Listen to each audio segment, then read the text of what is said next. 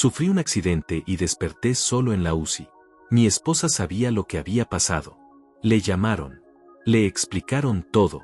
Y aún así, me dijo que no podía cancelar el viaje. Que era demasiado importante. Que su jefe la necesitaba. Que yo iba a estar bien.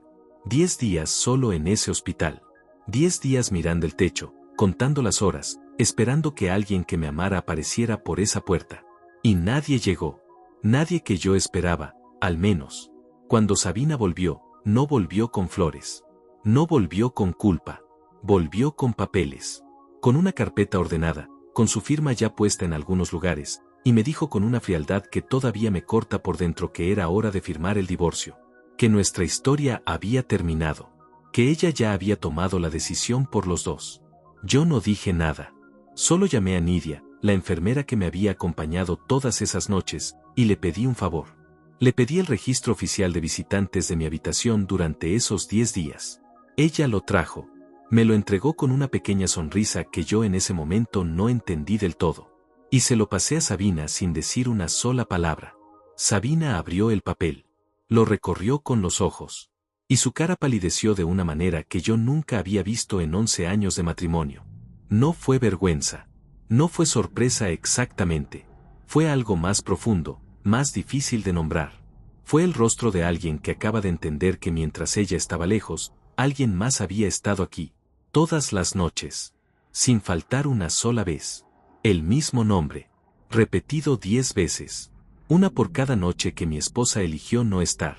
Pero para que entiendas por qué ese nombre la dejó sin palabras, tengo que contarte desde el principio. Porque esta historia no empezó en ese hospital. Empezó mucho antes. Empezó el día que conocí a Sabina, el día que creí que había encontrado a la persona con quien quería construir todo. Y empezó también el día que, por ella, le cerré la puerta en la cara a alguien que nunca me había fallado. Me llamo Raúl. Tengo 44 años. Y durante más de una década, viví convencido de que estaba haciendo todo bien. Trabajo como contador independiente desde los 28 años. Me costó construir lo que tengo. No hubo herencia, no hubo ayuda familiar, no hubo nadie que me abriera puertas. Fui yo solo, con una computadora vieja, una oficina pequeña que olía a humedad, y una disciplina que a veces rozaba la obsesión. Me levantaba antes que el sol y me acostaba cuando ya no podía mantener los ojos abiertos. Rechacé salidas, vacaciones, momentos de descanso que otras personas considerarían normales, porque tenía una meta clara y no estaba dispuesto a distraerme. No era una persona de muchas palabras. Nunca lo fui. Mis amigos de la infancia siempre decían que yo era el tipo que resolvía los problemas en silencio, que no pedía ayuda, que prefería cargar solo antes que molestar a alguien. Y supongo que eso fue siempre mi mayor virtud y al mismo tiempo mi peor defecto.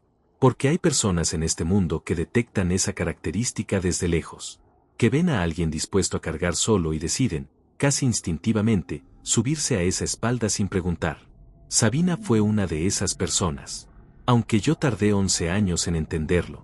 La conocí en una cena de negocios. Ella tenía 30 años, una sonrisa que llenaba cualquier habitación, y una manera de mirarte que te hacía sentir que eras la única persona importante en el mundo. Me enamoré rápido. Demasiado rápido, como entendería después. Pero en ese momento no vi señales. Vi a una mujer segura, inteligente, con ambiciones propias, y pensé que eso era exactamente lo que quería a mi lado. Lo que no vi, o lo que no quise ver, fue que detrás de esa seguridad había algo más frío. Algo calculado. Una forma de relacionarse con las personas que tenía más que ver con lo que podían ofrecerle que con lo que ella estaba dispuesta a dar. Nos casamos 18 meses después de conocernos. Fue una boda sencilla, porque yo no creía en los gastos innecesarios, y porque en ese momento todavía estaba consolidando mi cartera de clientes. Gastamos alrededor de $4,000 en total, y recuerdo que Sabina pasó semanas diciéndome que merecíamos algo más grande, algo más memorable. Pero yo le expliqué que prefería invertir ese dinero en nuestro futuro, en un departamento propio, en estabilidad. Ella aceptó, o al menos eso pareció. Y así comenzó nuestra vida juntos. Con ella aceptando cosas que en realidad no aceptaba. Y yo creyendo que construíamos algo real, algo sólido, algo que ninguna tormenta podría derrumbar. En los primeros años, el matrimonio funcionó de una manera que yo interpretaba como equilibrio. Yo trabajaba, generaba ingresos, pagaba las cuentas, organizaba las finanzas. Sabina trabajaba también, en una empresa de consultoría donde fue creciendo con el tiempo, y eso me parecía bien. Me gustaba que tuviera sus propias metas. Lo que tardé en notar fue que sus metas siempre estaban por encima de cualquier otra cosa. Por encima de los planes que hacíamos juntos. Por encima de los compromisos que habíamos asumido. Por encima, muchas veces, de mí. Hubo noches en que llegué agotado a casa después de cerrar un proyecto importante y encontré la cocina vacía, sin una nota, sin un mensaje. Hubo cumpleaños que pasaron casi desapercibidos porque ella tenía una cena de trabajo. Hubo conversaciones que intenté tener sobre nuestro futuro, sobre si queríamos hijos, sobre dónde queríamos estar en 10 años, que ella desviaba con una habilidad que yo entonces confundía con practicidad pero que en realidad era desinterés. Yo lo justificaba todo. Era bueno justificando. Me decía que los matrimonios pasan por etapas, que el trabajo nos absorbía a los dos, que cuando las cosas se asentaran tendríamos más tiempo el uno para el otro. Y seguí adelante. Seguí trabajando, seguí construyendo, seguí creyendo que lo que teníamos valía la pena defender. Hasta que una mañana de martes, manejando hacia una reunión que no podía perder, todo cambió en menos de 3 segundos. El impacto fue tan repentino que ni siquiera tuve tiempo de procesar lo que estaba pasando.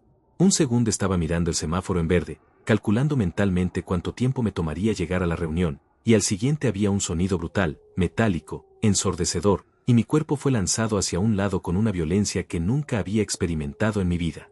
El airbag se activó. El vidrio se quebró. Y después, silencio. No sé cuánto tiempo estuve inconsciente. Dicen que fueron varios minutos. Dicen que cuando llegaron los paramédicos yo todavía tenía el cinturón puesto y que eso probablemente me salvó la vida. Dicen muchas cosas que yo no recuerdo porque en ese momento mi mente estaba en un lugar donde el tiempo no existe y el dolor todavía no ha llegado del todo. Desperté en la UCI 3 horas después. No fue un despertar tranquilo. Fue confuso, desorientador, con tubos y monitores y una luz blanca que me lastimaba los ojos. Intenté moverme y el dolor me detuvo de inmediato. Costillas fracturadas, me explicaría el médico después. 3 en el lado derecho. Una contusión pulmonar leve. Un corte profundo en el antebrazo izquierdo que había necesitado puntos. Y un golpe en la cabeza que, aunque no había causado daño neurológico grave, había sido suficiente para mantenerme inconsciente durante horas. Me quedé mirando el techo de esa habitación durante lo que pareció una eternidad. Esperando. Porque eso es lo primero que hace una persona cuando despierta en un hospital después de un accidente así. Espera. Espera que aparezca alguien. Espera escuchar pasos conocidos en el pasillo. Espera sentir una mano sobre la suya. Nadie llegó. Nidia entró a revisar mis signos vitales con esa eficiencia tranquila que tienen las enfermeras que llevan años en esto, y yo le pregunté en voz baja, con la garganta todavía seca, si alguien había preguntado por mí.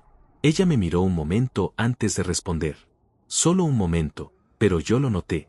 Me dijo que sí, que habían contactado a mi esposa, que ella estaba al tanto de lo que había pasado. Y después ajustó algo en el monitor y salió de la habitación sin decir nada más. Esa pausa suya lo decía todo. Sabina llamó esa tarde. Fue una llamada corta. Me preguntó cómo estaba, le dije que mal, que me dolía respirar, que los médicos hablaban de al menos 10 días de internación dependiendo de la evolución. Hubo un silencio del otro lado de la línea. Y entonces me dijo algo que tardé varios días en terminar de procesar. Me dijo que lo sentía mucho, que se alegraba de que estuviera vivo, pero que el viaje era mañana y que simplemente no podía cancelarlo. Que era una presentación importante. Que Darío, su jefe, contaba con ella. Que el hotel ya estaba pagado, que los clientes ya estaban confirmados, que cancelar en ese momento sería un error profesional que no podía permitirse. Yo no respondí de inmediato. Creo que una parte de mí esperaba que ella misma escuchara lo que acababa de decir y lo retirara. Que dijera que era una broma, o que había hablado sin pensar. Pero no hubo retractación. Hubo otro silencio, y después su voz de nuevo, un poco más suave esta vez, diciéndome que me iba a recuperar bien, que el médico sabía lo que hacía, que en cuanto volviera iba a estar conmigo. Le dije que estaba bien. Que entendía. Colgué el teléfono y me quedé mirando el techo otra vez. No estaba bien. Y no entendía nada. Lo que sí entendí, en ese momento, con ese dolor en el pecho que no era solo de las costillas, fue que había algo roto en mi matrimonio que yo había estado ignorando durante demasiado tiempo. Que el nivel de frialdad que se necesita para decirle a tu esposo que acabas de despertar en la UCI que no puedes cancelar un viaje de trabajo no aparece de la noche a la mañana.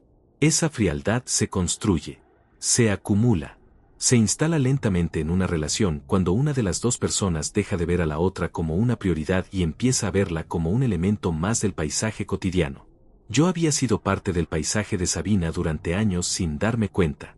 El primer día fue el más difícil. No por el dolor físico, aunque ese era considerable, sino por el silencio, por la ausencia, por las horas que pasaban y la única persona que entraba a mi habitación era Nidia, o alguno de los médicos, o un auxiliar que traía la bandeja de comida. Llamé a 2 personas ese día. Un colega con quien trabajaba de vez en cuando, para avisarle que necesitaba posponer un proyecto, y mi médico de cabecera, para que tuviera los detalles del accidente. No llamé a más nadie porque, si lo pienso con honestidad, no había muchas personas a quienes llamar. Los años de matrimonio con Sabina habían ido reduciendo mi círculo social de una manera tan gradual que yo casi no lo había notado. Había amigos que dejé de ver porque a ella no le caían bien. Reuniones familiares a las que fui dejando de ir porque siempre surgía algo. Y había una persona en particular a quien había dejado de ver por una razón que en su momento me pareció válida, pero que en esa cama de hospital, solo y con el pecho roto, empezaba a parecerme la decisión más equivocada de mi vida. Tania. No la mencioné todavía porque no era fácil mencionarla. 6 años juntos. 6 años que en ese momento de mi vida representaban todo lo que yo creía que podía ser el amor. Nos habíamos conocido cuando yo tenía 22 años. Éramos jóvenes y teníamos esa manera de quererse que solo existe cuando todavía no sabes bien quién eres, pero estás convencido de que esa persona es parte de lo que quieres llegar a ser. Terminamos cuando conocí a Sabina. O más exactamente, terminamos cuando Sabina me dejó claro que nuestra relación no podía avanzar si yo seguía en contacto con mi ex. Lo planteó con argumentos que en ese momento me parecieron razonables. Que era incómodo. Que no era sano. Que si yo la amaba de verdad no necesitaba mantener vínculos con alguien del pasado. Yo lo pensé, dudé más de lo que debería haber dudado, y al final cedí. Le escribí a Tania un mensaje corto explicándole que era mejor no tener contacto. Ella no respondió. Y yo seguí adelante, diciéndome que había hecho lo correcto. Durante años no pensé mucho en eso. La vida con Sabina ocupaba el espacio, el trabajo ocupaba el resto, y los recuerdos de Tania quedaron archivados en algún lugar al que rara vez me permitía ir. Pero esa noche, en esa habitación de hospital, con el dolor sordo en las costillas y el teléfono en silencio sobre la mesa de noche, su recuerdo apareció solo. Sin que yo lo llamara. Como aparecen las cosas que uno guarda demasiado tiempo sin resolver. Me pregunté dónde estaría. ¿Qué habría sido de su vida? Si se habría casado, si sería feliz, si alguna vez había pensado en mí con la misma mezcla de cariño y tristeza con que yo pensaba en ella en los pocos momentos en que me lo permitía. No tenía respuesta para ninguna de esas preguntas. Lo que sí tenía era una habitación vacía, una esposa que había elegido un viaje de trabajo sobre su marido hospitalizado, y un nombre que todavía no conocía pero que estaba, en ese preciso momento, escribiéndose por primera vez en el registro de visitantes del hospital. Aunque yo no lo sabría hasta mucho después. Los días en el hospital tienen una textura distinta al tiempo normal. No avanzan de la misma manera. Se estiran en las horas de la madrugada cuando el dolor no te deja dormir y se comprimen en los momentos en que el cuerpo finalmente cede y te arrastra a un sueño pesado y sin sueños. Yo aprendí a medir el tiempo por las visitas de Nidia, por los cambios de turno, por la luz que entraba diferente por la ventana según la hora del día. Y aprendí también a convivir con una soledad que al principio me incomodaba profundamente y que con el paso de los días fue volviéndose algo más familiar, casi tolerable, como una compañía que no elegiste pero que terminas aceptando porque no tienes otra opción. El segundo día fue parecido al primero. Llamadas breves con Sabina que no decían nada real. Preguntas médicas respondidas con términos que yo intentaba entender.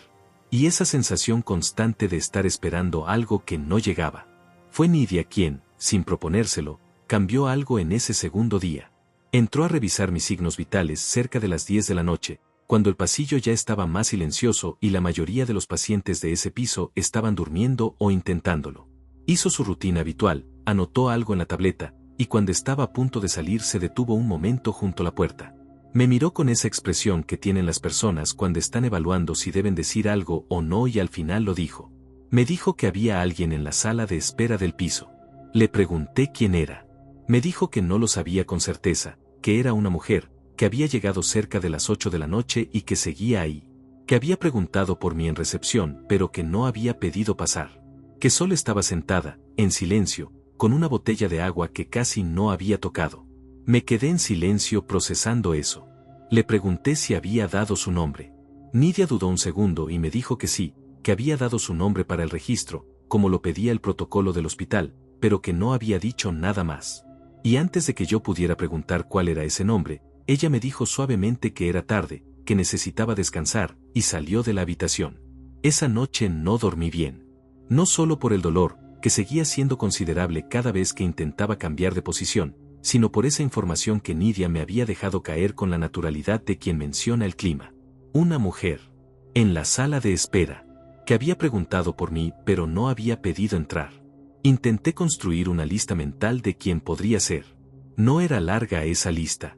Una clienta, tal vez, aunque no se me ocurría ninguna que tuviera ese nivel de preocupación personal. Alguna vecina del edificio que se hubiera enterado por casualidad. Alguien del trabajo que hubiera escuchado lo del accidente. Pero ninguna de esas opciones me cerraba del todo. Porque hay una diferencia entre alguien que va a un hospital a preguntar cómo estás y se va, y alguien que se queda sentado en silencio durante horas sin pedir entrar. Lo primero es cortesía. Lo segundo es otra cosa. Lo segundo es algo que se hace cuando el lugar donde estás importa más que el lugar a donde podrías ir. Al tercer día pregunté directamente. Cuando Nidia entró en la mañana le pregunté si la mujer había vuelto. Ella no respondió de inmediato. Acomodó algo en la habitación, revisó el suero, y después me miró y me dijo que sí, que había vuelto la noche anterior, que había llegado alrededor de las 9 y se había quedado hasta pasada la medianoche, que había hecho lo mismo que la primera vez. Sentarse, esperar, no pedir entrar. Le pregunté por qué no entraba.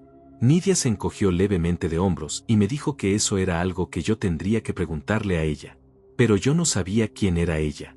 Y eso era precisamente lo que me estaba volviendo loco de a poco, entre el dolor de las costillas y el silencio de esa habitación y las llamadas cortas de Sabina que cada día sonaban más a trámite y menos a matrimonio. En esos días empecé a pensar mucho. Cuando el cuerpo está inmóvil, la mente compensa moviéndose sin parar. Y la mía fue a lugares que hacía tiempo no visitaba. Fui pensando en mi vida con una claridad incómoda, de esa que solo aparece cuando te sacan de tu rutina de golpe y te obligan a verte desde afuera. Vi a un hombre que había trabajado sin parar durante más de 15 años, que había construido una estabilidad económica real, sólida, con esfuerzo genuino, que ganaba bien, que administraba bien, que había logrado ahorrar cerca de $90,000 a lo largo de los años a pesar de todos los gastos del matrimonio, de los viajes de Sabina, de las renovaciones del departamento que ella siempre quería y que yo siempre terminaba pagando.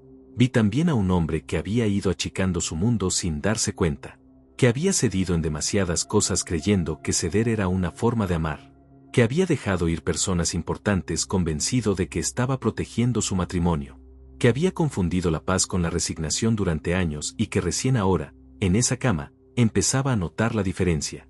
Sabina llamó el cuarto día con una voz que intentaba sonar preocupada pero que a mí ya me sonaba hueca. Me preguntó cómo seguía la recuperación. Le dije que los médicos hablaban de al menos una semana más de internación. Hubo un silencio y después me dijo que el viaje estaba yendo muy bien, que habían cerrado un contrato importante, que Darío estaba muy contento con los resultados. Yo escuché todo eso y no dije nada. Solo respondí con monosílabos hasta que ella dijo que me llamaba al día siguiente y colgó. Me quedé con el teléfono en la mano durante un momento. Después lo dejé sobre la mesa de noche y miré por la ventana. Había algo que Sabina no sabía. Algo que yo tampoco sabía todavía del todo, pero que estaba tomando forma noche tras noche en la sala de espera de ese piso. Alguien seguía viniendo. Nidia me lo confirmaba cada mañana con esa discreción suya que ya había aprendido a leer. Una noche, 2 noches, 3, 4. El mismo nombre en el registro. La misma figura sentada en silencio en esa sala mientras yo estaba del otro lado de la pared sin saber quién era. El quinto día algo cambió. Esa tarde, Nidia entró a mi habitación con una expresión levemente distinta. No era preocupación exactamente. Era algo más cercano a la duda. Se acercó a mi cama y me dijo en voz baja que la mujer de la sala de espera había dejado algo en recepción para mí. Un sobre pequeño. Sin nombre del remitente. Solo mi nombre escrito afuera con una letra que yo no reconocí de inmediato, aunque algo en esa forma de escribir la R de Raúl me produjo una sensación extraña, como cuando escuchas una canción que no recuerdas pero que tu cuerpo reconoce antes que tu mente. Tomé el sobre. Lo sostuve un momento sin abrirlo. Adentro había una sola hoja, doblada en 3 partes. Y cuando la abrí y leí las 2 líneas que había escritas, sentí algo que no había sentido en muchos días. No alivio exactamente. No alegría. Algo más parecido a un temblor en el centro del pecho. De esos que aparecen cuando algo que creías enterrado resulta que nunca lo estuvo del todo. Decía solamente esto, que no tenía que responder, que no tenía que hacer nada, que solo quería que supiera que no estaba solo, y que cuando estuviera listo para hablar, ahí estaría. No había firma, pero yo ya sabía quién era. O al menos lo intuía con esa parte de uno mismo que no necesita pruebas para reconocer ciertas presencias. La parte que guarda las cosas importantes aunque la razón intente convencerte de que ya las olvidaste. Doblé la hoja con cuidado. La guardé debajo de la almohada. Y por primera vez en 5 días, cerré los ojos sin que el peso de la soledad fuera lo último que sentí antes de quedarme dormido. Guardé esa hoja debajo de la almohada como si fuera algo frágil. Como si doblarla mal o dejarla en un lugar equivocado pudiera romper algo que todavía no entendía del todo, pero que ya sentía que era importante. Y esa noche, por primera vez desde el accidente, no pensé en Sabina.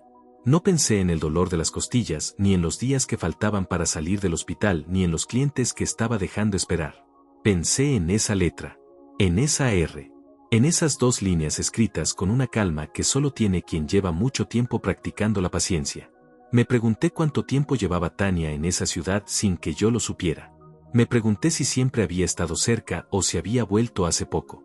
Me pregunté cómo se había enterado del accidente, quién le había dicho, si lo había visto en algún lado o si existía alguna conexión que yo desconocía que la había llevado hasta ese hospital en una noche de martes a sentarse en silencio durante horas sin pedir nada a cambio. Y me pregunté, sobre todo, ¿por qué no entraba? Esa pregunta era la que más me ocupaba.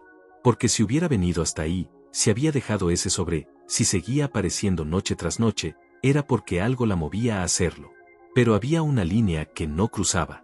Una distancia que mantenía con una precisión que no parecía casual. Y yo no terminaba de entender si esa distancia era por respeto, por miedo, o por algo que tenía que ver conmigo y con las decisiones que yo había tomado años atrás. El 6.º día le pedí a Nidia un favor. Le pedí que, si la mujer volvía esa noche, le dijera que podía entrar.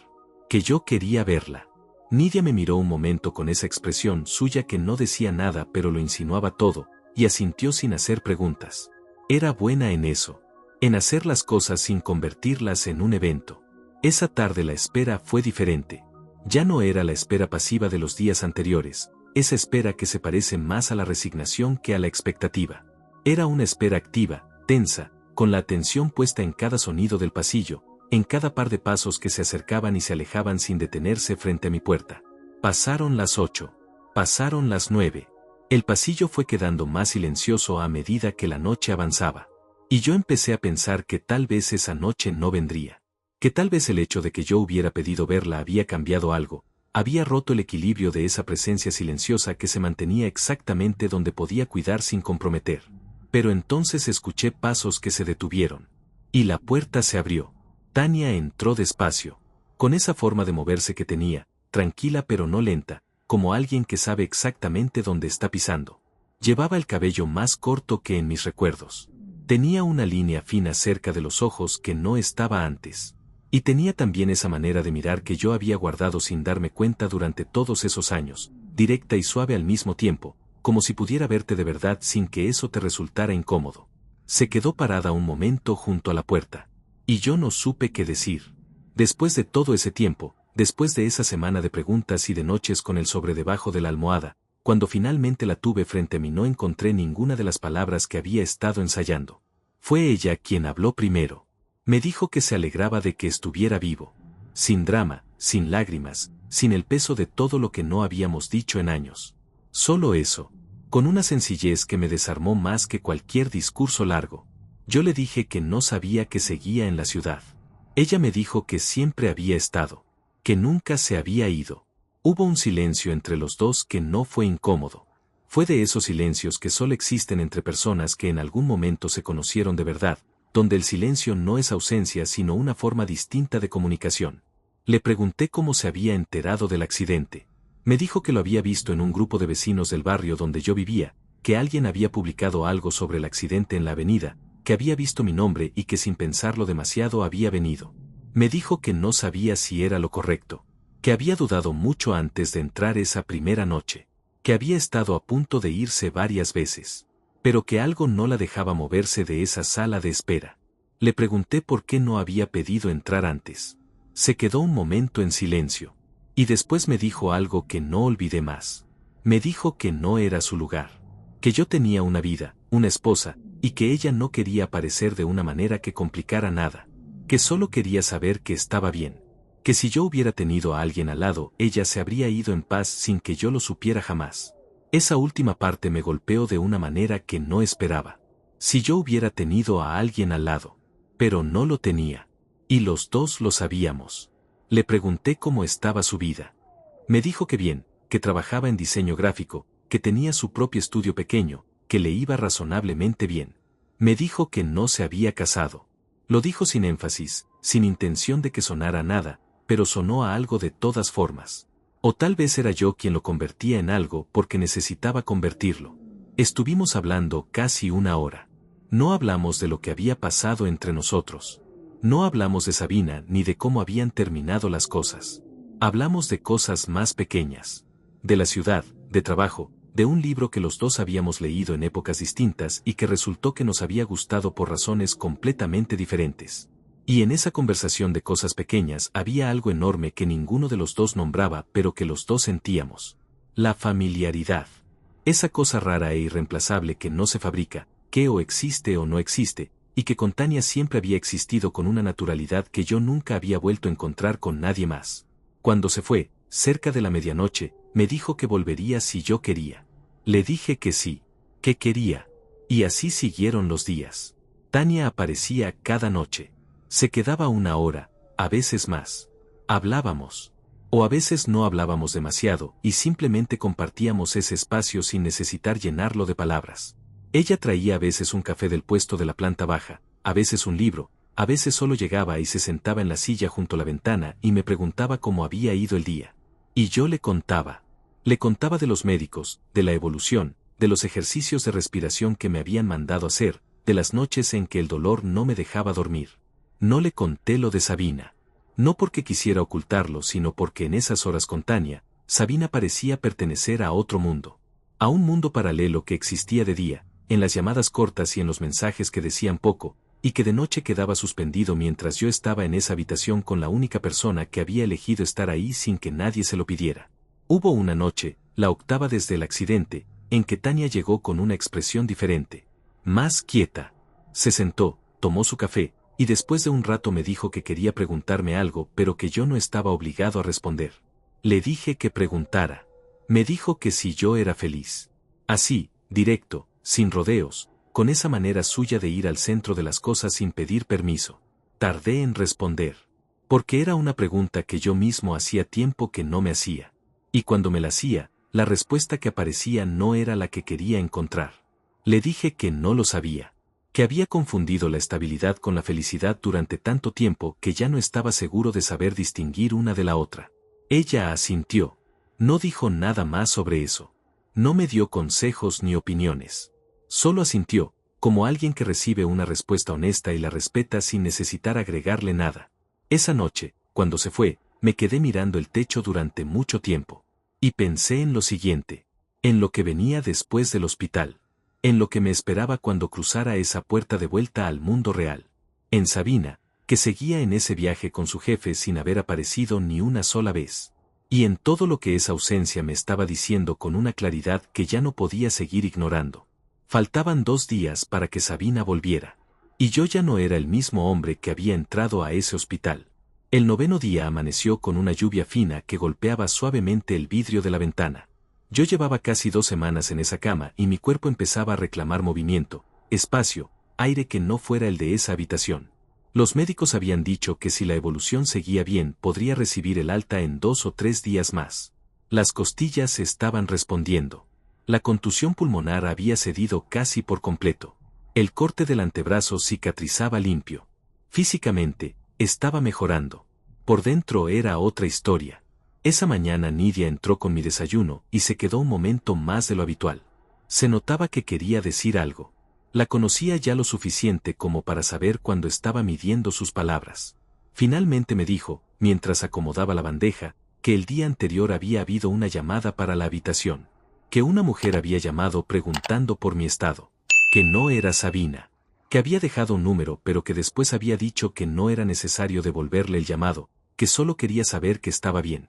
Le pregunté si había dado su nombre. Nidia sonrió apenas, casi imperceptiblemente, y me dijo que sí, que era el mismo nombre que aparecía todas las noches en el registro. Me quedé en silencio un momento. Después le pregunté a Nidia algo que llevaba días queriendo preguntar pero que había postergado sin entender bien por qué.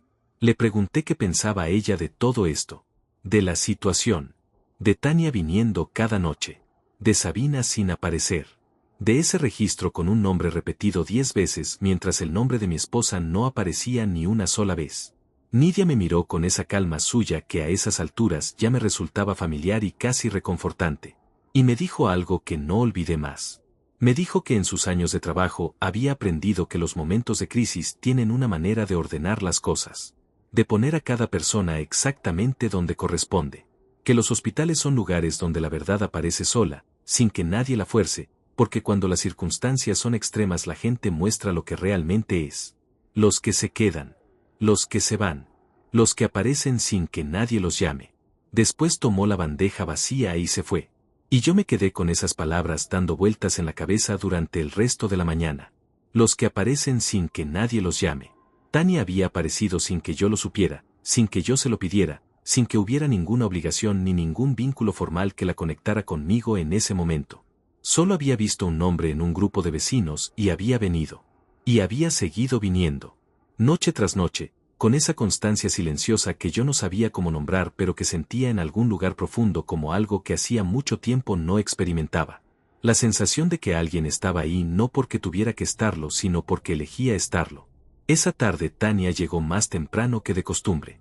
Eran las 7 cuando escuché sus pasos en el pasillo. Entró con 2 cafés del puesto de abajo y una expresión que era ligeramente distinta a la de los días anteriores. Menos tranquila. Como si algo la hubiera estado ocupando durante el día y no hubiera podido terminarlo de acomodar del todo. Se sentó. Me pasó el café.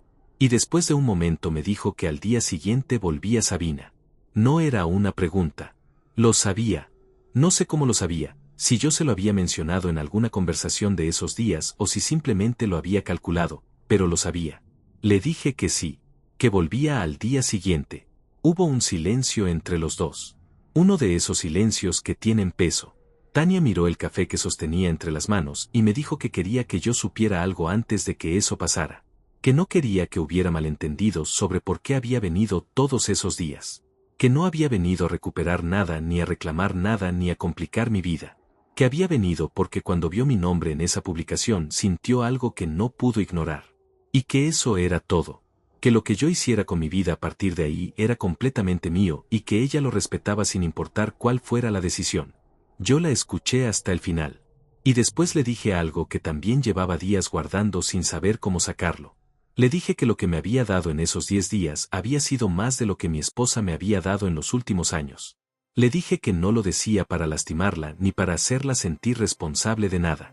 Lo decía porque era verdad y porque la única persona a quien le debía esa honestidad en ese momento era ella. Tania no respondió de inmediato. Miró por la ventana un momento. Y después me miró a mí y me dijo que a veces las crisis no nos rompen sino que nos muestran las grietas que ya estaban ahí desde antes. Que el accidente no había creado el problema. Solo lo había iluminado. Esa noche hablamos durante casi 2 horas. Hablamos de cosas que no habíamos hablado en ninguna de las noches anteriores. Hablamos de cómo habían terminado las cosas entre nosotros años atrás. Ella me dijo que cuando yo le mandé ese mensaje pidiéndole que no tuviéramos más contacto, lo primero que sintió fue rabia. Rabia limpia y directa. Pero que con el tiempo la rabia se fue transformando en algo más parecido a la tristeza, y que la tristeza con los años se había convertido en una especie de resignación tranquila. Que había rehecho su vida, que había aprendido a estar bien sola, que no había esperado ni guardado nada deliberadamente. pero que cuando vio mi nombre esa noche en esa publicación, algo que ella creía acomodado se movió de una manera que no pudo controlar.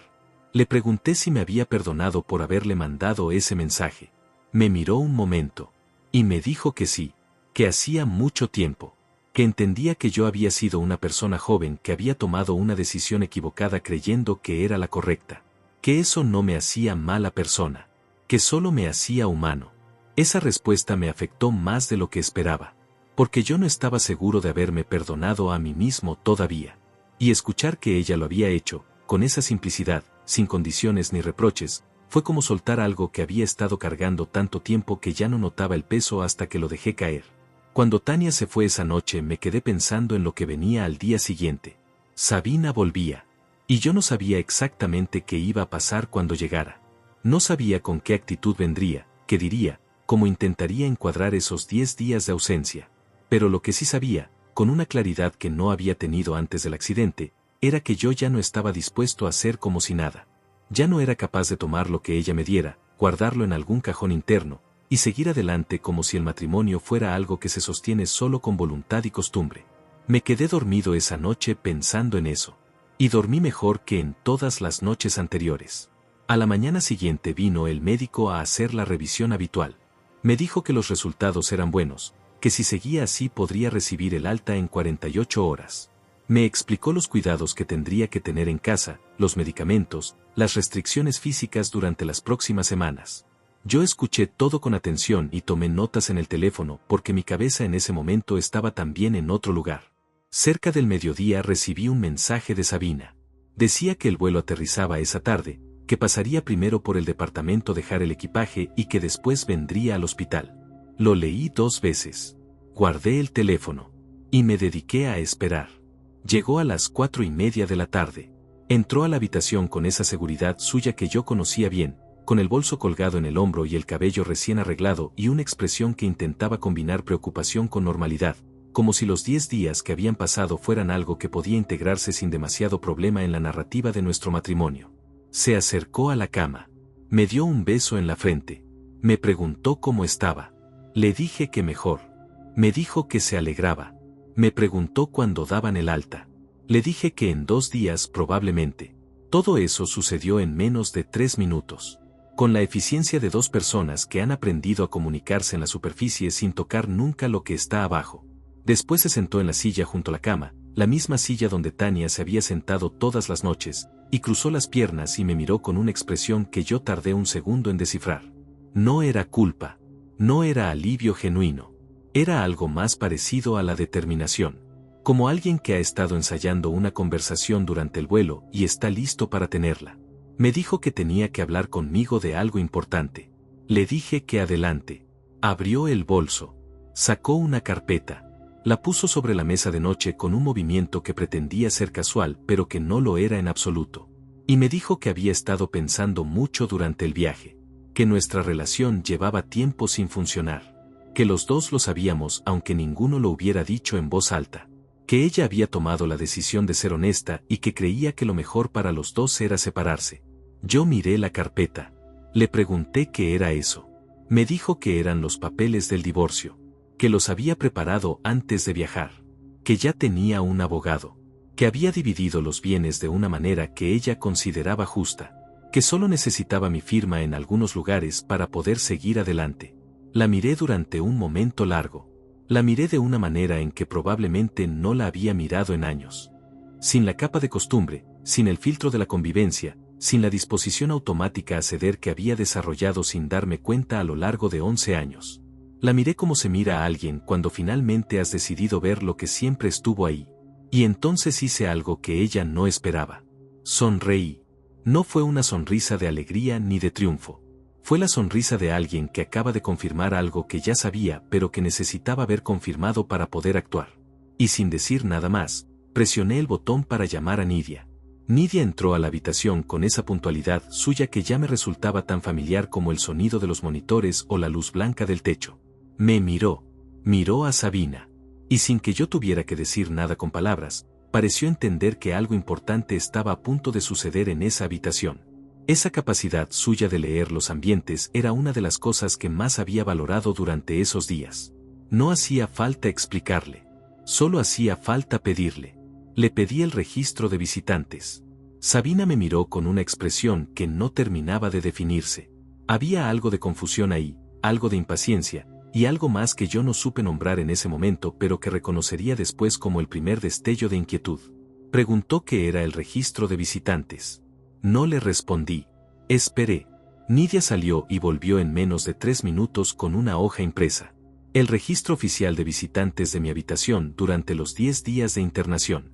Nombres, fechas, horarios de entrada y salida. Todo documentado con la precisión burocrática de un hospital que lleva sus registros con cuidado. Lo tomé. Lo miré un momento aunque ya sabía lo que decía. Y se lo pasé a Sabina. Ella lo tomó con esa confianza suya de quien no espera encontrar nada que la sorprenda. Lo abrió. Empezó a recorrerlo con los ojos. Y yo la observé con una atención que no había puesto en ella en mucho tiempo. Vi el momento exacto en que lo vio. No fue dramático. No fue un grito ni un llanto repentino. Fue algo más pequeño y más devastador que todo eso. Fue un cambio en la respiración. Un leve endurecimiento de la mandíbula.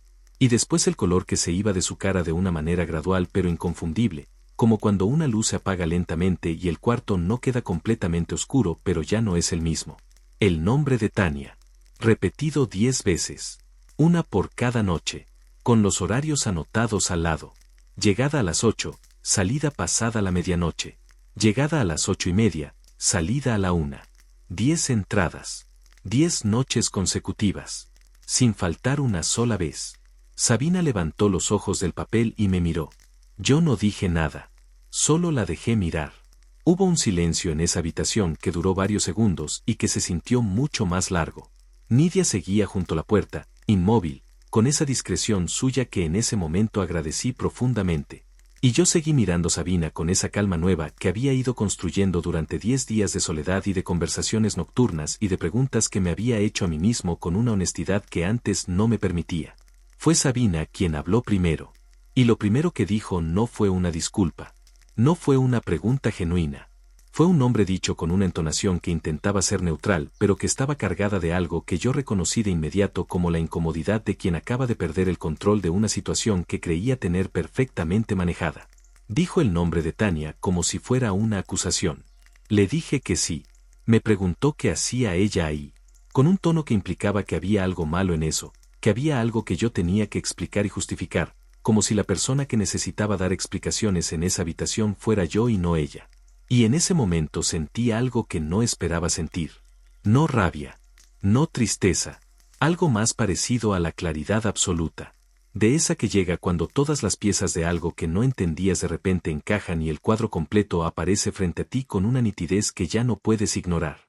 Le dije con una calma que yo mismo me sorprendió que Tania había venido todas las noches porque había visto la noticia del accidente y había elegido estar ahí.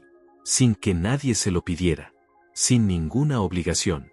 Sin ningún beneficio. Solo porque había elegido estarlo. Sabina me miró fijamente. Le dije que mirara el registro de nuevo. Que contara las veces que aparecía el nombre de Tania. 10. Y que después me dijera cuántas veces aparecía el suyo. No respondió, porque la respuesta era 0. Su nombre no aparecía ni una sola vez en ese registro. Ni una visita. Ni una aparición. 10 días en que su esposo estuvo internado con costillas fracturadas y una contusión pulmonar, y ella no había encontrado un solo momento para aparecer físicamente en ese hospital. Le dije eso, con la misma calma, sin levantar la voz, sin el temblor que habría tenido si esta conversación hubiera sucedido antes del accidente, antes de esos 10 días que me habían cambiado de una manera que todavía estaba terminando de entender. Sabina bajó el papel. Lo dejó sobre la mesa de noche, al lado de la carpeta con los papeles del divorcio que ella misma había traído. Y su expresión cambió. La determinación con que había entrado a esa habitación 40 minutos antes se había ido transformando en algo más difícil de sostener. No era culpa todavía. Era más bien el desconcierto de alguien que había llegado con un guión preparado y estaba descubriendo que la obra era completamente distinta a la que esperaba. Me dijo que no entendía qué estaba pasando. Que ella había venido a tener una conversación adulta sobre nuestro matrimonio y que yo estaba convirtiendo eso en algo que no era. Le pregunté qué era lo que yo estaba convirtiendo en algo que no era. Me dijo que estaba exagerando su ausencia, que el viaje había sido de trabajo, que ella tenía compromisos profesionales que no podía ignorar, que yo lo sabía perfectamente cuando nos casamos, que su carrera era importante para ella. La escuché, la dejé terminar. Y después le dije algo que había estado pensando durante varios días y que en ese momento salió con una precisión que no planeé pero que sentí completamente real. Le dije que nunca había cuestionado su carrera, que durante 11 años había apoyado cada decisión profesional que había tomado, que había pagado cursos, viajes de trabajo, cenas de negocios, ropa para presentaciones importantes, que había reorganizado mis propios horarios más veces de las que podía contar para adaptarme a los suyos, que había sido flexible, comprensivo, paciente, y que nunca, en ningún momento, le había pedido que eligiera entre su trabajo y yo, pero que esto no era una elección entre trabajo y matrimonio, que esto era algo diferente, que esto era su esposo en una cama de hospital con 3 costillas rotas y ella subiendo a un avión de todas formas. Sabina abrió la boca para responder, pero yo no había terminado. Le dije que lo que me había mostrado esa situación no era que ella amaba su trabajo. Eso ya lo sabía. Lo que me había mostrado era el orden real de sus prioridades. Y que en ese orden yo no estaba donde yo había creído estar durante 11 años. Hubo otro silencio. Esta vez más largo. Sabina se levantó de la silla. Caminó hasta la ventana. Estuvo un momento mirando hacia afuera con los brazos cruzados y esa postura que adopta cuando está procesando algo que no le gusta pero que no puede rebatir del todo. Y después se giró y me dijo algo que tampoco esperaba. Me dijo que el viaje con Darío no había sido solo de trabajo. Lo dijo sin dramatismo, con esa frialdad suya que a veces confundía con fortaleza y que ahora reconocía como algo más parecido a la indiferencia. Lo dijo como quien suelta algo que lleva tiempo cargando y que ya no quiere seguir cargando, no porque sienta culpa sino porque ya no le resulta necesario ocultarlo. Yo la miré. No dije nada durante un momento. Y después le dije que lo sabía. No era completamente cierto. Lo había sospechado.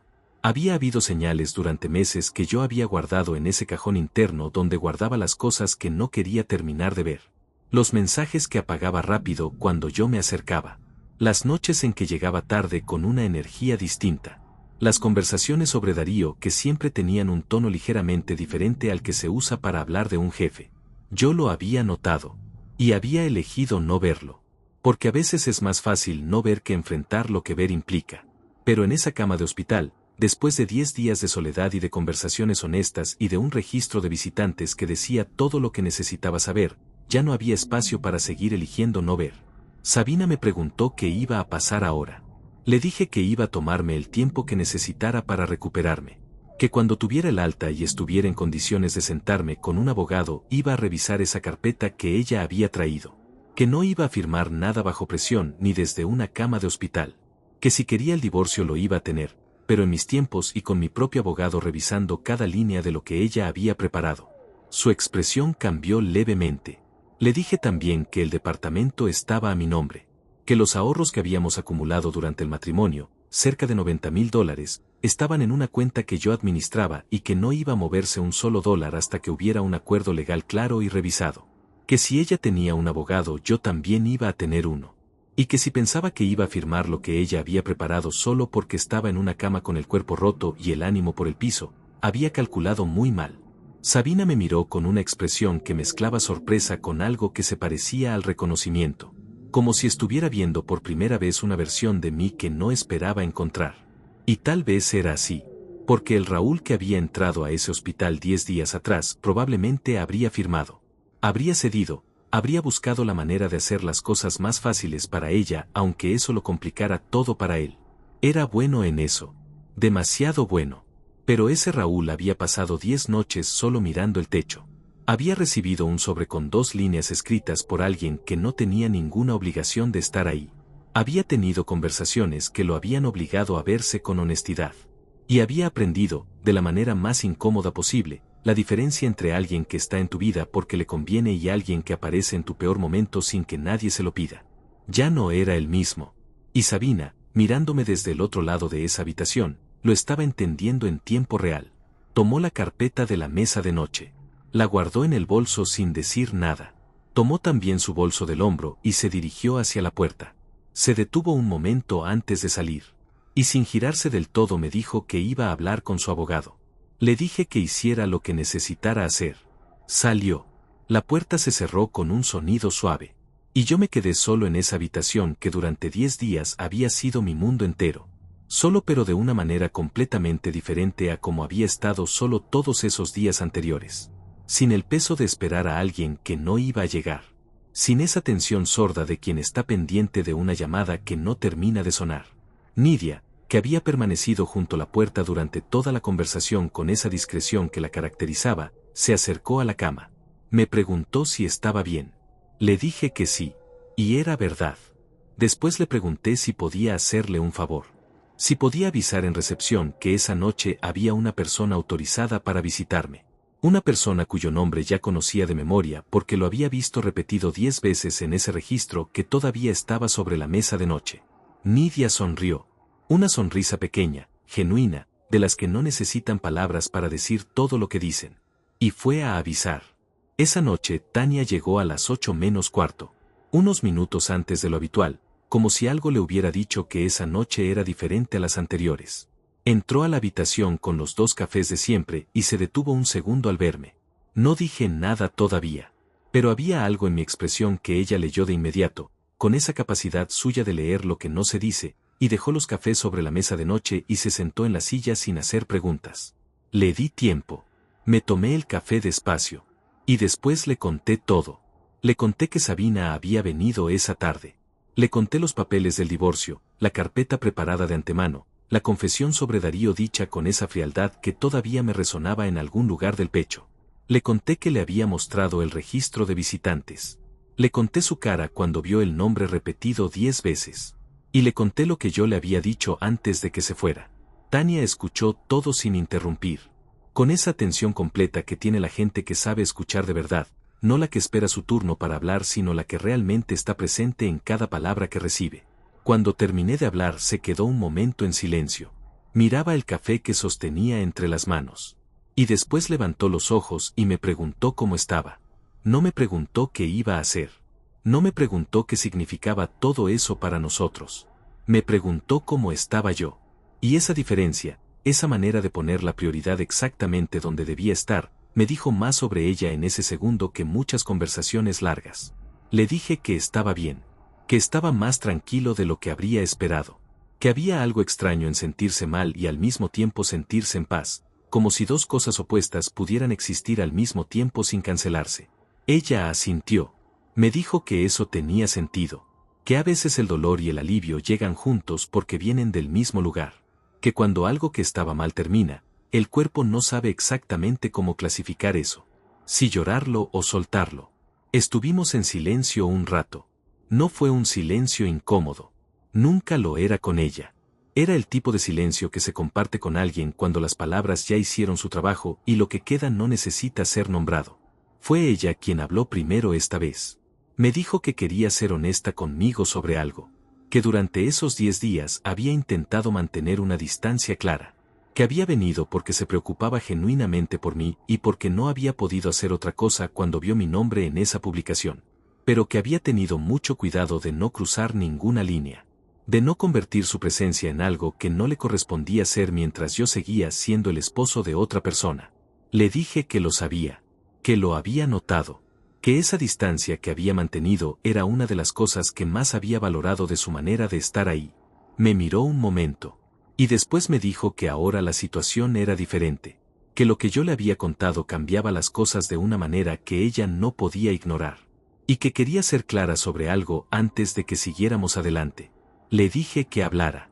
Me dijo que no quería ser un refugio, que no quería ser la persona a quien yo me acercaba porque el matrimonio se había roto y necesitaba algo que llenara ese espacio, que si había algo entre nosotros, y ella creía que había algo, tenía que nacer de un lugar limpio, de una elección genuina, no de la necesidad ni del dolor ni de la proximidad circunstancial de esos días extraños en un hospital. La escuché hasta el final, y después le dije que entendía exactamente lo que estaba diciendo, y que tenía razón. Le dije que lo que sentía en ese momento era real, pero que también era nuevo en el sentido de que era la primera vez en mucho tiempo que me permitía sentirlo sin taparlo con otra cosa, que necesitaba tiempo para procesar todo lo que había pasado, para recuperarme físicamente, para resolver el tema legal con Sabina, para volver a ser una persona entera antes de poder ofrecerle algo a alguien más. Tania me miró con esa expresión suya que era a la vez suave y completamente firme, y me dijo que eso era exactamente lo que quería escuchar, que no buscaba apuro, que había esperado años sin proponérselo y que podía esperar el tiempo que hiciera falta de manera consciente si lo que esperaba valía la pena. Le pregunté si creía que valía la pena. Sonrió. Una sonrisa pequeña, real, de las que no se fabrican. Me dijo que esa era la primera pregunta con respuesta obvia que yo le había hecho en todos esos días. Esa noche se quedó hasta pasada la medianoche. Hablamos de cosas distintas. De sus proyectos de diseño. De un viaje que yo había postergado durante años porque siempre había algo más urgente. De música que los dos habíamos escuchado en épocas distintas pero que resultó que nos gustaba por razones parecidas. Hablamos con la ligereza de dos personas que han soltado algo pesado y pueden respirar mejor ahora que lo soltaron. Cuando se fue me dijo hasta mañana con una naturalidad que me hizo sonreír cuando ya había cerrado la puerta. Los 2 días siguientes fueron distintos a todo lo que había vivido en esa internación. El médico confirmó el alta para el día siguiente. Las costillas seguían respondiendo bien. La contusión había cedido completamente. El cuerpo estaba listo para salir aunque yo sabía que la recuperación real seguiría durante semanas. Llamé a un abogado ese día. Un colega me había recomendado a alguien de confianza hace tiempo para un asunto de contratos y guardé el contacto sin saber que lo usaría para esto. Lo llamé, le expliqué la situación en términos generales, y quedamos en vernos en cuanto yo tuviera el alta. Me dijo que no firmara nada antes de hablar con él. Le dije que ya lo había decidido así. También llamé al banco. Verifiqué que los $90,000 de ahorros siguieran intactos. Seguían. Pedí que cualquier movimiento en esa cuenta requiriera autorización de mi parte de manera presencial. El asesor del banco me explicó el procedimiento y lo activamos ese mismo día. No era desconfianza gratuita. Era precaución. Y había aprendido en esos días que hay una diferencia entre los dos. Esa tarde, Nidia entró con la última revisión del día y se quedó un momento más de lo habitual. Me dijo que al día siguiente era su último turno antes de sus días libres y que probablemente no estaría cuando yo recibiera el alta. Me dijo que había sido un placer conocerme. Lo dijo con una sencillez que no tenía nada de protocolo y que me llegó de una manera que no esperaba. Le agradecí. Le dije que no tenía idea de lo mucho que su presencia había significado durante esos días. Que en los momentos en que el silencio se volvía demasiado pesado, su manera de entrar a la habitación sin convertirlo en un evento había sido más de lo que ella probablemente imaginaba. Nidia sonrió de esa manera suya contenida y honesta. Y me dijo algo que guardé con cuidado. Me dijo que en su trabajo había aprendido que los hospitales revelan cosas. Que la gente entra a verlos y sin querer muestra exactamente quién es. Que en todos sus años había visto familias enteras desaparecer cuando las cosas se ponían difíciles y había visto extraños aparecer con una constancia que superaba a cualquier vínculo formal. Que yo había tenido la segunda opción. Y que eso, me dijo, era una forma de suerte aunque en ese momento no se sintiera así. Le dije que empezaba a entenderlo. Se fue. Y yo me quedé pensando en lo que había dicho. Una forma de suerte. Pensé en eso durante un buen rato. Porque si alguien me hubiera dicho antes del accidente que iba a pasar 10 días solo en un hospital con 3 costillas rotas, que mi esposa iba a elegir un viaje de trabajo sobre venir a verme, que iba a recibir papeles de divorcio desde una cama donde todavía me costaba respirar profundo, yo habría dicho que eso sonaba a la peor versión posible de las cosas. A algo que solo le pasa a alguien que ha tomado todas las decisiones equivocadas. Pero ahí estaba yo, la noche antes del alta, sintiendo algo que no esperaba sentir. Una especie de gratitud extraña y difícil de explicar. No por el accidente, no por el dolor ni por la soledad de esos primeros días, sino por lo que esos días me habían mostrado. Con una brutalidad que no pedí pero que necesitaba. Me habían mostrado el tamaño real de mi matrimonio. El espacio que yo ocupaba en la vida de Sabina. La distancia entre lo que yo creía que teníamos y lo que realmente existía. Me habían mostrado también que todavía había personas capaces de aparecer sin razón calculada, sin beneficio, sin agenda, solo porque algo en ellas las movía a hacerlo. Y me habían mostrado, sobre todo, algo sobre mí mismo que hacía mucho tiempo había perdido de vista, que yo era capaz de sostener una conversación difícil sin ceder, que podía mirar a alguien a los ojos y decirle la verdad aunque eso complicara las cosas. que no necesitaba la aprobación de nadie para tomar una decisión que sabía que era correcta. Esa noche Tania llegó con los cafés de siempre. Me dijo que había escuchado que al día siguiente era el alta. Le dije que sí. Me dijo que se alegraba. Le pregunté si quería estar ahí cuando saliera. Hubo una pausa pequeña. Y después me dijo que sí, que estaría ahí. Me quedé dormido esa noche con una ligereza en el pecho que no recordaba haber sentido en mucho tiempo.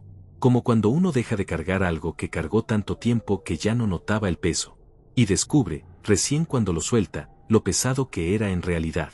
El día del alta amaneció con un sol que entraba directo por la ventana de una manera que en todos esos días anteriores no había notado de la misma forma. Tal vez porque antes no lo estaba buscando. Tal vez porque cuando uno está esperando algo que no llega, la luz del sol es solo parte del fondo. Pero esa mañana la noté.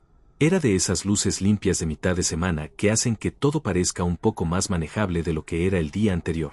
Me levanté despacio.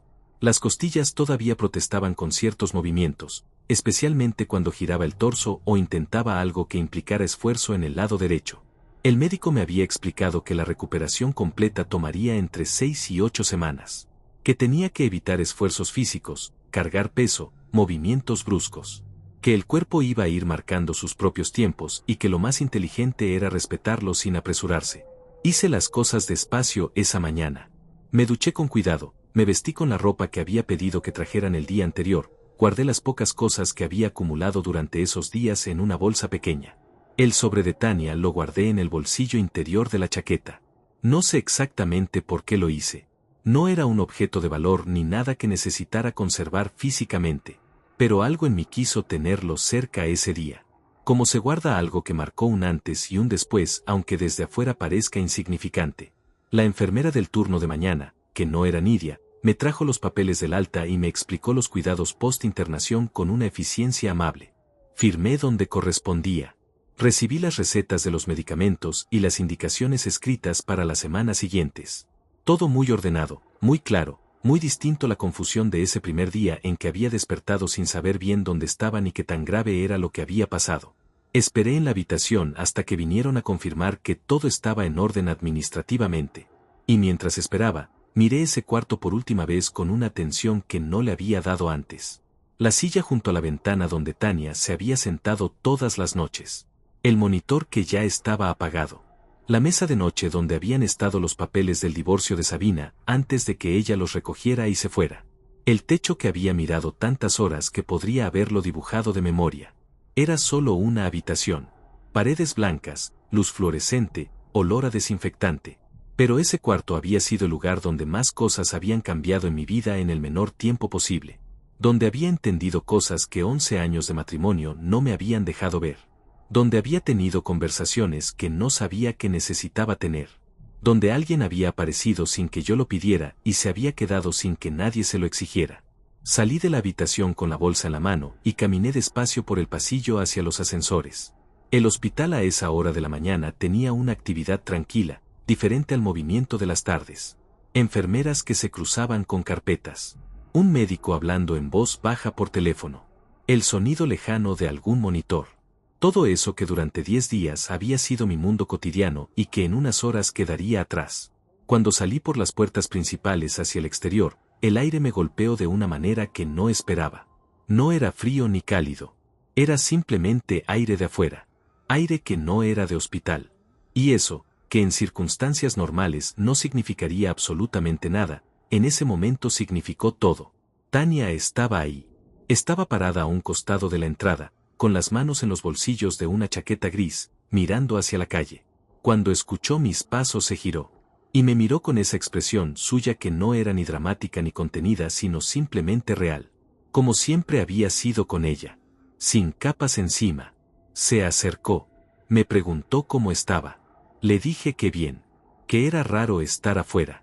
Que el aire tenía un sabor diferente al del hospital. Ella sonrió y me dijo que eso era porque lo estaba notando por primera vez en mucho tiempo. No solo el aire del hospital versus el de afuera, sino el aire en general. El hecho de estar parado sobre sus propias piernas, eligiendo hacia dónde caminar. Caminamos despacio hasta un banco de la plaza que estaba frente al hospital. Nos sentamos. El sol pegaba de lado y era agradable. Y estuvimos un rato ahí sin decir nada, mirando la calle, los autos, la gente que pasaba con su propio ritmo cotidiano completamente ajeno a todo lo que había sucedido en mi vida en los últimos 10 días. Le dije que al día siguiente tenía la reunión con el abogado, que iba a revisar todo lo que Sabina había preparado y que a partir de ahí el proceso seguiría su curso, que probablemente sería largo y que habría momentos difíciles porque esas cosas nunca son simples cuando hay bienes compartidos y 11 años de historia de por medio. Tania asintió. Me dijo que si necesitaba algo durante ese proceso que lo dijera. No lo dijo de una manera que sonara a oferta vaga.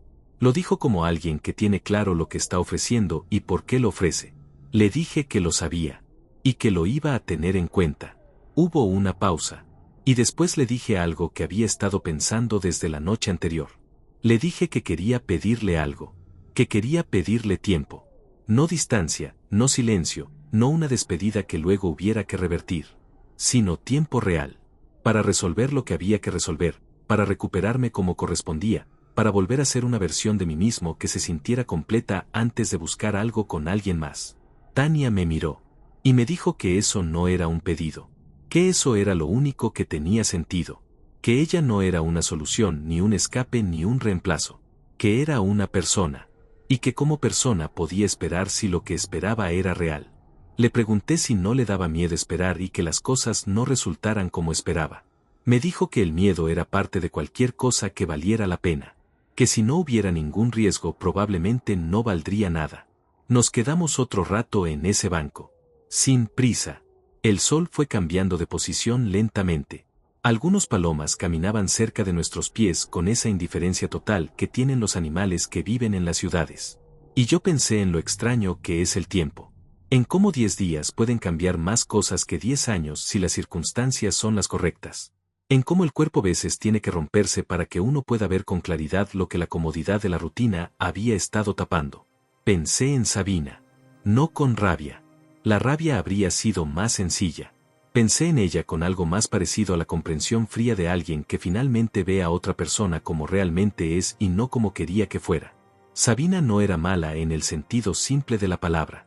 Era alguien que había priorizado siempre sus propios intereses con una consistencia que yo había confundido durante años con independencia y fortaleza. El error había sido mío. Había querido ver algo distinto a lo que estaba ahí. Y ese error me había costado 11 años. Pero 11 años no eran una pérdida total. Eran también una lección. Una de esas lecciones que duelen exactamente en proporción a su importancia. Y yo había aprendido cosas en esos años, aunque no fueran las que esperaba aprender cuando me casé. Había aprendido a conocer mis propios límites. A saber cuando algo se había terminado, aunque todavía no lo pareciera desde afuera. Había aprendido que ceder no es lo mismo que amar. Que la estabilidad que se construye sobre el miedo a perder algo no es estabilidad real, sino una forma sofisticada de resignación. Y había aprendido, gracias a 10 noches en un hospital y a un sobre con 2 líneas escritas con una R que yo reconocí antes de leer el nombre completo, que hay personas que aparecen en tu vida con una razón y personas que aparecen sin ninguna razón calculada. Y que las segundas son infinitamente más valiosas que las primeras. Cuando nos levantamos del banco, Tania me acompañó hasta el auto que había pedido para volver al departamento.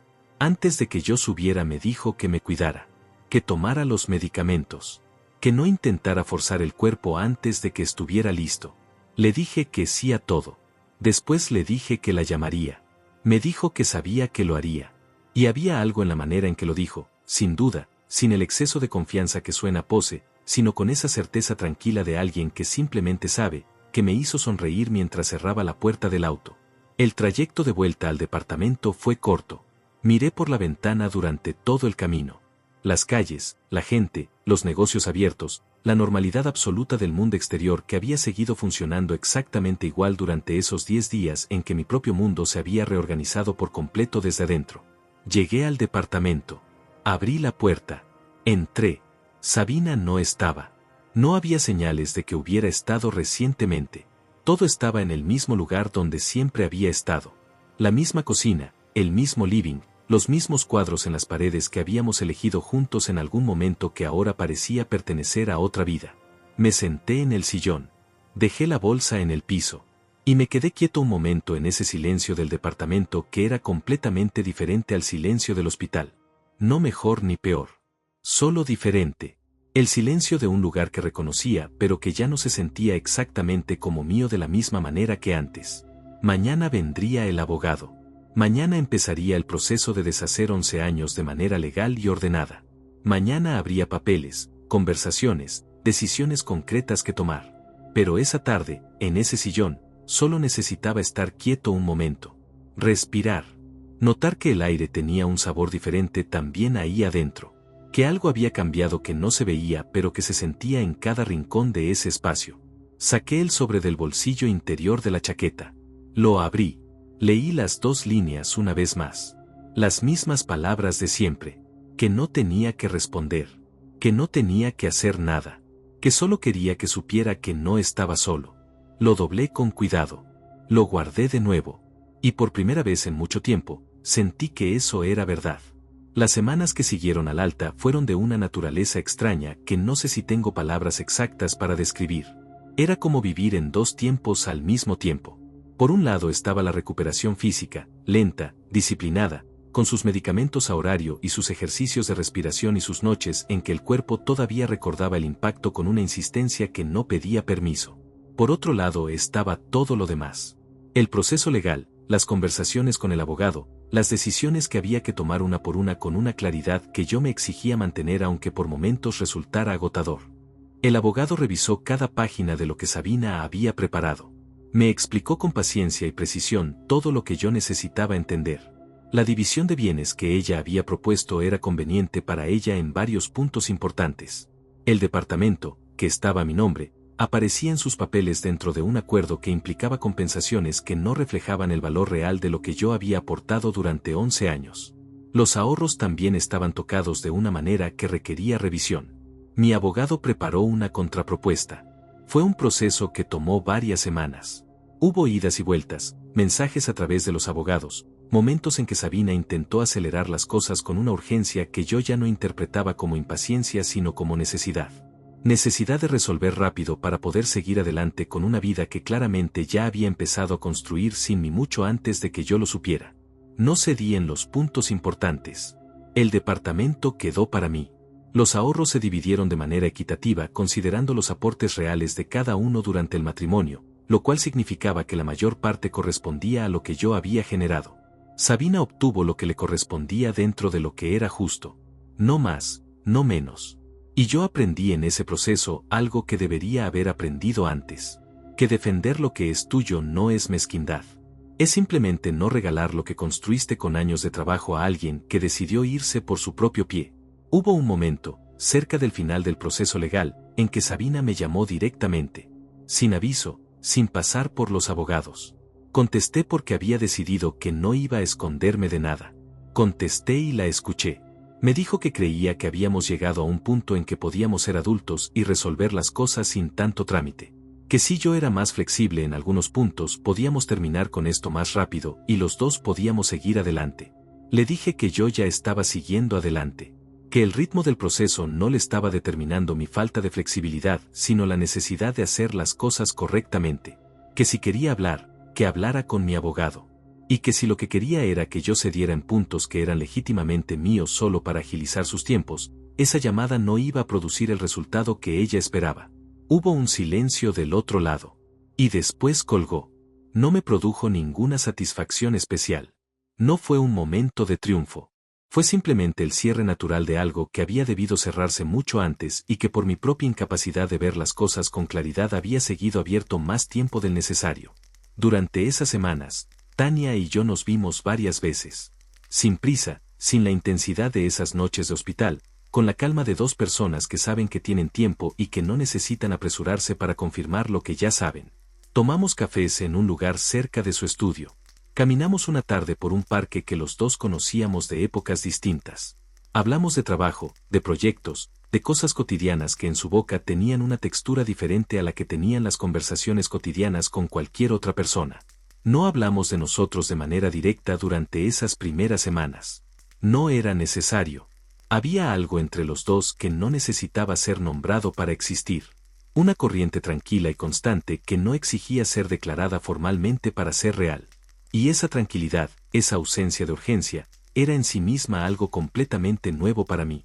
Porque yo había vivido años en una relación donde la tensión era el clima habitual y donde la calma siempre parecía provisional, siempre a punto de ser interrumpida por algo. Con Tania la calma era el estado natural. No la calma del vacío, sino la del equilibrio. La de dos personas que no necesitan probarse nada ni convencer a nadie ni sostener una imagen. Solo estar. Y en ese estar simple había más contenido real que en años de convivencia forzada con alguien con quien nunca había podido bajar completamente la guardia. Un día, cerca de 2 meses después del alta, fuimos a caminar por el borde del río en una tarde que estaba nublada pero sin frío. Caminamos un rato en silencio y después ella me preguntó cómo estaba yendo todo. Le conté que el proceso legal estaba llegando a su fin, que faltaban apenas los últimos detalles administrativos, que en unos días probablemente estaría todo cerrado. Me dijo que cómo me sentía con eso. Le dije la verdad. Le dije que sentía cosas que era difícil ordenar en una sola respuesta, que había tristeza, no por perder a Sabina exactamente, sino por la versión de la historia que yo había creído que estaba viviendo durante 11 años y que resultó no haber existido nunca de esa manera.